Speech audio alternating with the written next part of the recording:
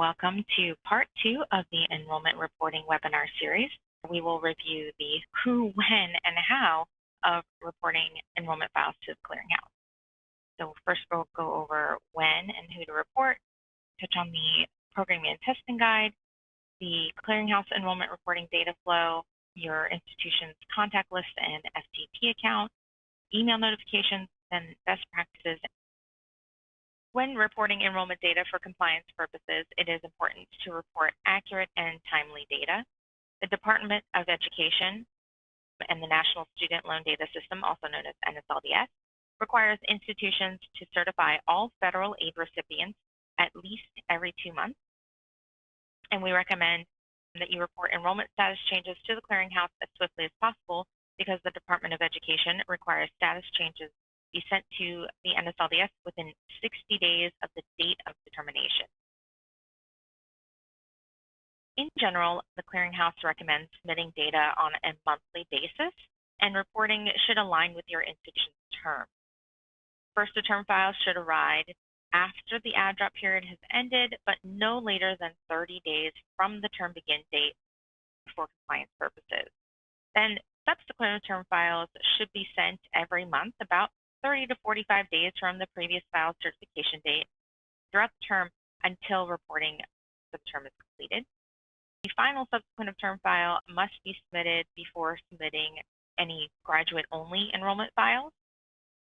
Grad-only files can be reported on or after the term end date as your institution conducts degree audits.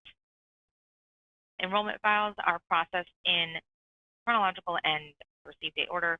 So therefore, you must complete reporting for the prior term before files are processed for the new term.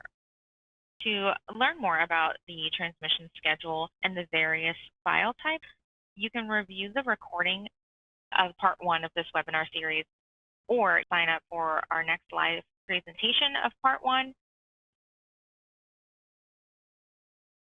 Before you prepare the file, it's important to identify the students who should or should not be reported.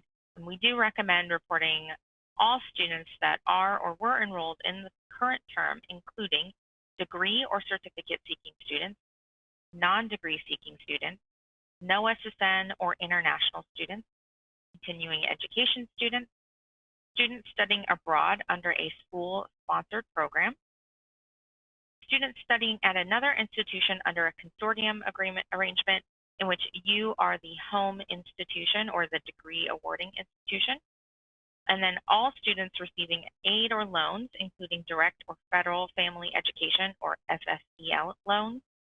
This also includes any dual enrolled high school students that are receiving aid or loans.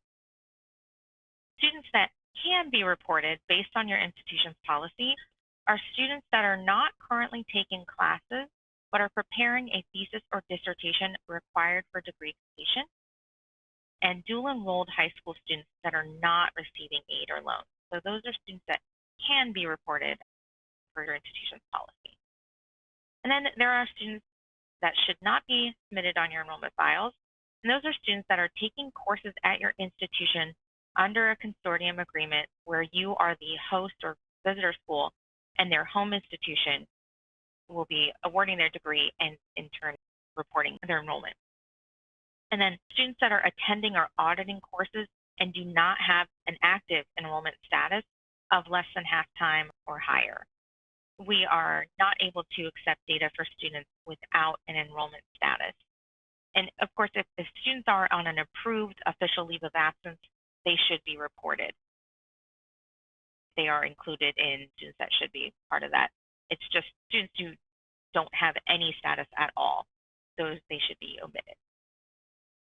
So the first step in reporting your enrollment data to the clearinghouse is to generate the enrollment file. Because there are so many different student information systems, we're not able to let exactly how to extract the data onto a file.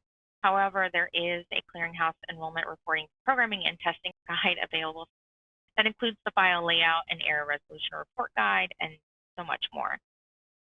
To navigate to the programming and testing guide or the clearinghouse website, you would just go to studentclearinghouse.org. On the gray bar near the top of the page, hover over colleges to make the drop-down menu appear, then click on enrollment reporting. A new page will appear And on the right side of that page, you will see a list of resources, and you would click on Programming and Testing Guide. And then that guide will open in a new browser window. You can choose to print this guide. However, we recommend just saving the link as a favorite in your browser instead. This will ensure that whenever you go to reference the guide, you have the most current version of the guide available.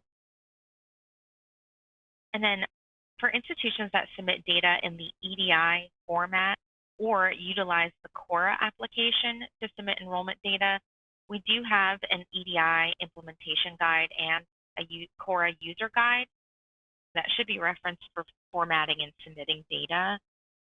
These institutions would use the regular enrollment reporting and testing guide as well as a reference for just general reporting information, as well as there's an error resolution report guide that's also on the regular programming and testing guide. So for EDI and Cora institutions, you would utilize both, the ones specific for EDI and Cora in the regular guide. And to obtain a copy of the EDI implementation guide or the Cora user guide, you can reach out to us at schoolops@studentclearinghouse.org. That's schoolops@studentclearinghouse.org. Now that you know who and when to submit, we're going to briefly take a look at the life cycle of an enrollment file. So first, the data is extracted from your institution's student information system, and the enrollment file is created. And next, the enrollment file is submitted to the clearinghouse through the secure FTP site.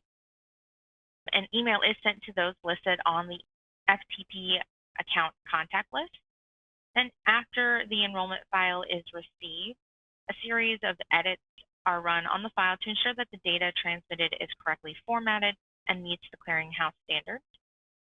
Then the file is added to the enrollment file processing queue to be assigned and reviewed by a data operations analyst. If there are errors or warnings present on the file, the error resolution report will either be auto-posted or manually posted to our secure site for your institution to review and correct. Then once you've reviewed and corrected or confirmed all the errors and warnings, the error report can be sent back to the clearinghouse. The assigned analyst will perform another review of the file, and if there are no additional errors or warnings that need to be addressed, the file is processed and the data is loaded into the clearinghouse database. If further review or clarification is needed, the analyst will repost the error report and may reach out via email or phone.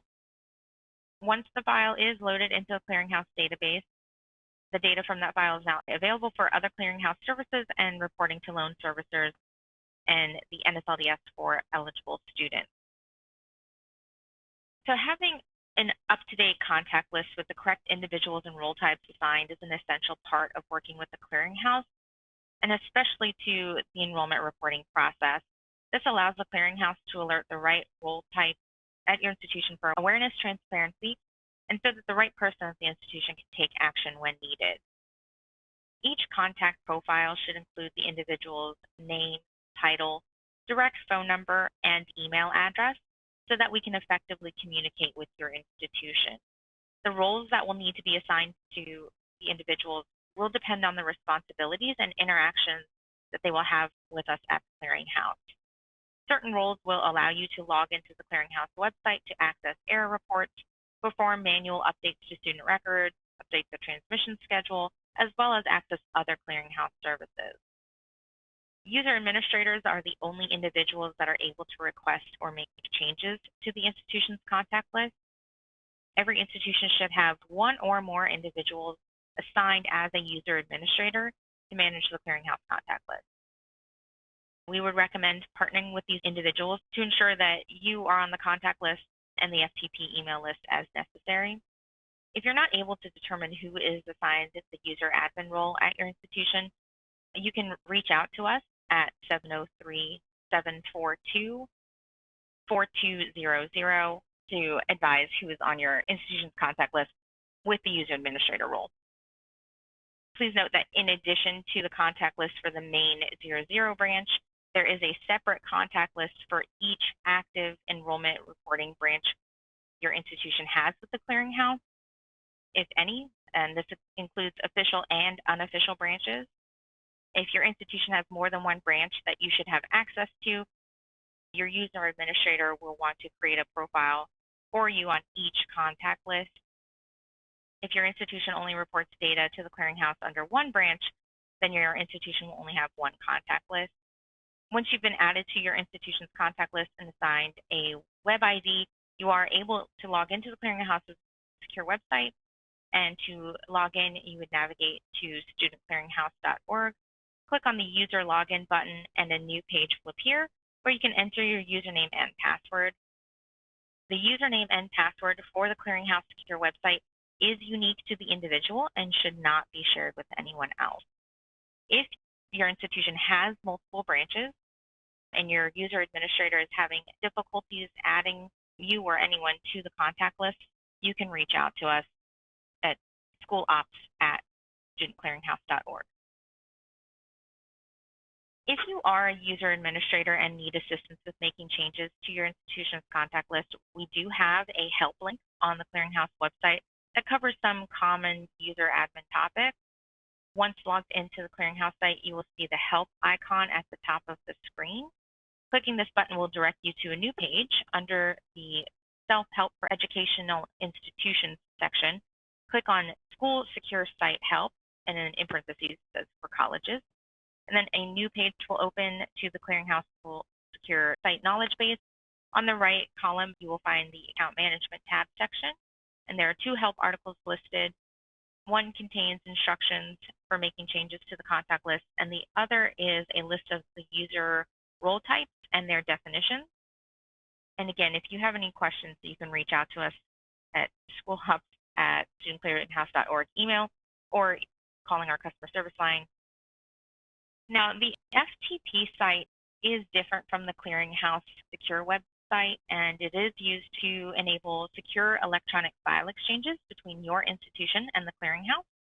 The login credentials for the secure FTP site is a shared username and password for all of those individuals that need to access the FTP account at your institution. If you have forgotten the username and/or password, we would recommend working with others at your institution that have the access before requesting a password reset. And that's because, again, it's a shared username and password for the FTP site. So if you forgot it, someone else might remember it. But also, if you request to reset the password, everyone on the FTP email list receives that password reset. So if someone sees that email before you have a chance to reset it, or someone resets it without sharing with the group, that can cause some confusion. So before doing a password reset, make sure you communicate internally.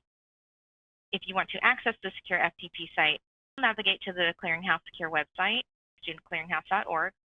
On the home page, click on FTP login at the top of the page versus user login.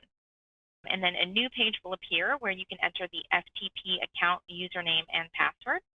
Once logged in, you can submit files, access files that the Clearinghouse has provided for your institution to retrieve, and you can update the FTP email distribution list as well once logged in. If you aren't sure if you're on the FTP email distribution list, after you've logged in the green banner at the top right of the page, there's a button that says My Account. If you click on that and scroll down to edit your email settings, you can add and remove the email addresses from this contact list as needed. User administrators should take note that there is a role on the institution contact list on the secure site that is listed as FTP. Assigning this role on the regular contact list does not update the email distribution list. It just identifies those individuals that you expect to access the FTP account. To manage the actual contact list to receive emails regarding the FTP account, they do need to be added to the email list through the FTP site. And generally, they should also be on your contact list on the secure site. This is a sample email from the Clearinghouse's secure FTP email box. Again, only individuals on the FTP email list will receive these emails. If you are an individual that uploads files to the Clearinghouse or should be aware when these files have successfully been uploaded, you would want to be included on this email list. Throughout the enrollment reporting process, contacts at your institution may receive various email notifications from the clearinghouse pertaining to your enrollment files. And here are some examples of when you may receive an email from the clearinghouse. Some of these emails are automated and some will directly come from an individual person. If you're not receiving emails from the clearinghouse and your contact profile has the correct rules applied, we would recommend escalating this to your IT department just to check for firewalls or spam settings and whatnot. Some of these examples are file formatting issues when the file is received, when error report is posted for review, if a file has been retrieved or returned, general questions or concerns coming from an analyst, late reminder emails, and when the file has been processed. There are additional emails such as the newsletter or if you signed up for Client Central, but these are just some of the general examples. Once the enrollment file has successfully been submitted to your institution's FTP account, it is set up for the clearinghouse analyst to review. If there are any errors present on the file, their report will be posted to the web for review, and the submission data and submission data alternate contacts will be notified through email that the error report is available, and this is a sample of what that email would look like. Part 3 of our enrollment reporting webinar series will cover the actual error resolution report process. Based on what we covered today, here are some reporting best practices. We recommend that you submit on time and in sync with your submission schedule and file type. Identify and ensure students that should be reported on enrollment files are on the file with accurate campus and program enrollment data. Keep your submission data and submission data alternate contacts updated. Ensure emails from the clearinghouse can be accepted to your inbox.